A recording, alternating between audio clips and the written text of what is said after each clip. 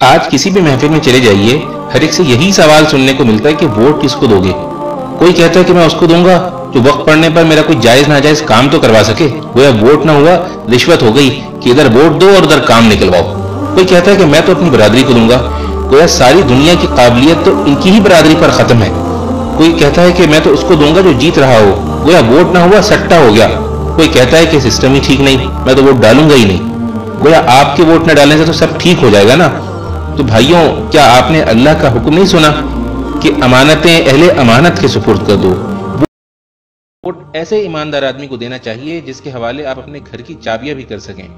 अगर आप अपने घर की चाबियां उसको नहीं दे सकते तो इतने बड़े मुल्क के खजाने कैसे आप उसके हवाले कर सकते हैं।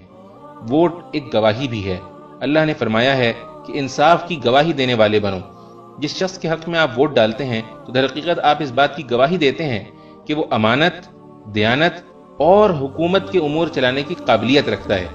और वोट न डालने वाले वो भी अल्लाह के इस फरमान को याद रखें कि उस शख्स से बड़ा जालिम और कौन होगा जिसके जिम्मे अल्लाह की तरफ से गवाही हो और वो उसे छुपाए।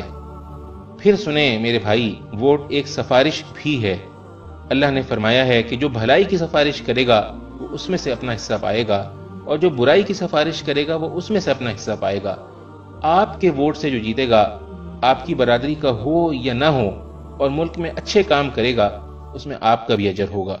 और अगर वो बुरे काम करेगा तो उसके गुनाह में आप भी बराबर के शरीक होंगे। इसलिए वोट सही आदमी को देना, गलत आदमी को वोट देकर अपनी आखिरत बर्बाद न कर लेना। क्योंकि रसूलुल्लाह सल्लल्लाहु अलैहि वसल्लम ने फरमाया, रोज़े क़यामत वो शख्स सबसे ज्यादा खसारे में होगा जो दूसरे की दुनिया के लिए अपनी आखिरत खो बैठे।